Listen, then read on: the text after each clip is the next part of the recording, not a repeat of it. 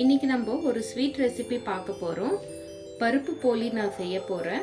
இதுக்கு தேவையான இன்க்ரீடியன்ட்ஸ் பார்க்கலாம். இப்போ நான் இந்த கப்பில் நான் 2 கப்பு மாவு எடுத்திருக்கேன், மைதா மாவு. இப்போது சும்மா ஒரு 1/4 டீஸ்பூன் அளவுக்கு உப்பு, அதிகமாக சேர்த்துக்கக்கூடாது. 1/4 டீஸ்பூன் அளவுக்கு மஞ்சள் தூள் போட்டு எல்லாத்தையும் நல்லா மிக்ஸ் பண்ணிக்கலாம். மிக்ஸ் பண்ணின்னு சும்மா ஒரு 2 டீஸ்பூன் அளவுக்கு எண்ணெய் சேர்த்துக்கலாம். மிக்ஸ் பண்ணிக்கின்னு கொஞ்சம் கொஞ்சமாக தண்ணி சேர்த்துன்னு மாவு பேசிடலாம். சப்பாத்தி மாவு மாதிரி பேசியாமல் இந்த மாவு இந்த மாதிரி ஒட்டுற மாதிரி கன்சிஸ்டன்சியில் தான் பேசினோம். அப்போ தான் போலி தட்டும் போது நல்லா ஈவனாக ஸ்ப்ரெட் ஆகி வரும். இப்போது இந்த மாவில் நான் ஒரு 50 ml அளவுக்கு எண்ணெய் சேர்த்துக்க போகிறேன். இப்போ எண்ணெயோடு நல்லா சேர்த்து பேசினோம்.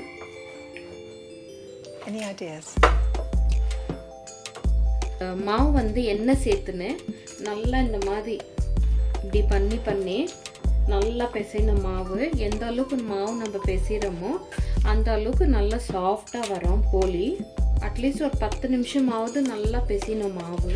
இப்போ பாருங்கள், மாவு ஒரு 10 நிமிஷத்துக்கு நல்லா பிசைஞ்சிட்டேன் நான். இப்போ இது நல்லா சாஃப்டாக இப்போவே இருக்குது. ஆனாலும் நான் ஒரு மூடி டைட்டாக ஒரு மூடியை போட்டு ஒரு 4 to 5 hours நான் நல்லா ஊற வைக்க போகிறேன், நல்லா எக்ஸ்ட்ரா சாஃப்டாக வர்றதுக்காக. இது மேலே மாவு ட்ரை ஆகாமல் இருக்கிறதுக்காக 1 டீஸ்பூன் அளவுக்கு எண்ணெய் எடுத்துன்னு இப்படி லைட்டாக பூசி விட்டுட்டு ஒரு டைட்டாக ஒரு மூடியை போட்டு ஒரு 4 to 5 hours நான் ஊற வைக்க போகிறேன். பூர்ணத்துக்கு நான் இந்த கப்பில் 1 கப்பு துவரம் பருப்பு எடுத்துக்க. நான் எப்போவுமே துவரம் பருப்பில் தான் செய்வேன், கடலப்பருப்பில் செய்ய மாட்டேன். இன்கேஸ் நீங்கள் வேணும்னா கடலப்பருப்பில் கூட செய்யலாம், சேம் இதே மெத்தட் தான். நான் இதில் 1 கப்பு துவரம் பருப்பு எடுத்து நல்லா ஒரு 2-3 வாட்டி கழுவி தேவையான அளவுக்கு மட்டும் தண்ணி ஊற்றி இப்போ 4 விசில் ஆயிடுச்சு. 4 விசிலுக்கு அப்புறமா பருப்பு எப்படி வெந்திருக்குதுன்னு சொல்லிட்டு பார்க்கலாம். நல்லா வெந்துட்டு இருக்கு பாருங்க. நான் ஊற்றின தண்ணி கூட சரியாக போயிடுச்சு, இது எக்ஸ்ட்ரா தண்ணி இல்லை. இப்போ இதிலே நம்ம வெல்லம் போட்டு மிக்ஸ் பண்ணிக்கலாம். இப்போ நான் இதில் 1 கப்பு பருப்பு எடுத்ததுனால 1 கப்பு ஃபுல்லாகவே வெல்லம் எடுத்துக்கிறேன். இது க்ளீனாக இருக்குது வெல்லம், அதனால நான் அப்படியே சேர்த்துக்க போகிறேன். இப்போ வெல்லம் பருப்பு இது எல்லாமே சேர்ந்து நல்லா இந்த மாதிரி மிக்ஸ் பண்ணி ஒன்றோட ஒன்றா நல்லா மிக்ஸ் பண்ணி இது நல்லா திக்கான கன்சிஸ்டன்சிக்கு வர வரைக்கும் மிக்ஸ் பண்ணினே இருக்கணும். இப்போ பூர்ணம் ஆல்மோஸ்ட் ரெடி ஆயிடுச்சு. இந்த ஸ்டேஜில் பாருங்கள் நல்லா திக்கான கன்சிஸ்டன்சிக்கு வந்துருச்சு. இது ஒரு 1/4 டீஸ்பூன் அளவுக்கு சுக்கு பவுடர், ஜிஞ்சர் பவுடர், நான் ட்ரை ஜிஞ்சர் பவுடர் ஆட் பண்ண போகிறேன். 1/4 டீஸ்பூன் அளவுக்கு ஏலக்காய் பவுடர் சேர்த்துக்கிறேன். இது எல்லாத்தையும் மிக்ஸ் பண்ணி இன்னொரு 1 மினிட்க்கு பூர்ணத்தை நல்லா திக்கான கன்சிஸ்டன்சிக்கு வர வைக்கலாம். இப்போ பூர்ணம் சூப்பராக ரெடி ஆயிடுச்சு பாருங்க. அதோட கலர் இது பாகு வெல்லம், அதனால நல்லா ப்ரௌனாக வந்திருக்கு. கலர் பார்க்கவே சூப்பராக இருக்குது. இப்போ பூர்ணம் ரெடி ஆகிடுச்சு. ஆற வச்சுட்டு அதுக்கப்புறமா நம்ம போலி செய்ய ஸ்டார்ட் பண்ணிடலாம். இப்போது மாவு பிசைஞ்சு ஒரு 5 hours நான் ஊற வச்சுட்டேன். ஊற வச்ச மேலே பாருங்கள் மாவு எவ்வளோ சாஃப்டாக இருக்குது. இப்போ நம்ம போலி தட்டை ஸ்டார்ட் பண்ணிடலாம். லைட்டாக இப்படி தட்டி விட்டுன்னு கொஞ்சமாக இந்த அளவுக்கு பூர்ணம் எடுத்தோம்னா போதும். இப்போ இது ஒன்று 4 பக்கம் இப்படி கவர் பண்ணிடலாம். கொஞ்சமாக நெய் எடுத்துன்னு லைட்டாக இப்படி ப்ரெஸ் பண்ணி விட்டுடலாம். இப்படியே தட்டி கூட நம்ம போலி ரெடி பண்ணிடலாம். அப்படி இல்லைன்னா பக்கமும் அந்த பூர்ணம் ஸ்ப்ரெட் ஆகிற மாதிரி நம்ம தட்டிக்கணும். மாவு மட்டும் தனியாக தெரியக்கூடாது இந்த எட்ஜஸில், அந்த மாதிரி நம்ம போலி தட்டிக்கணும்.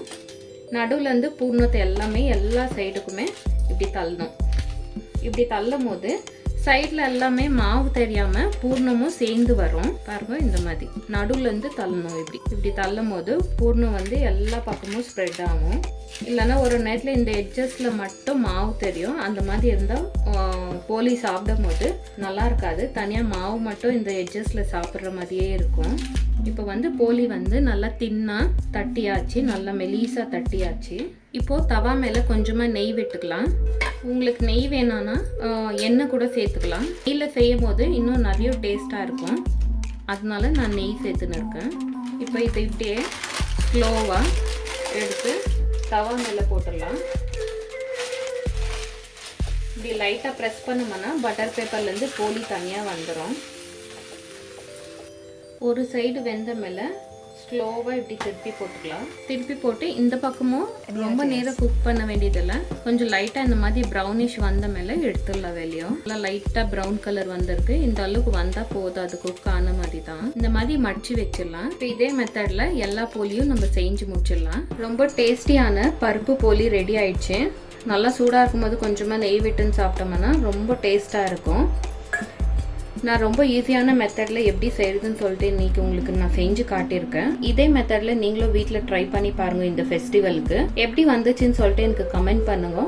இது வரைக்கும் என்னோட சேனலை சப்ஸ்கிரைப் பண்ணாதவங்க ப்ளீஸ் சப்ஸ்கிரைப் பண்ணுங்க. Happy Ugadi. Thank you so much. இன்னொரு வீடியோவில் பார்க்கலாம். பாய். Thanks for watching. We will meet in the next video. Please like, share and subscribe.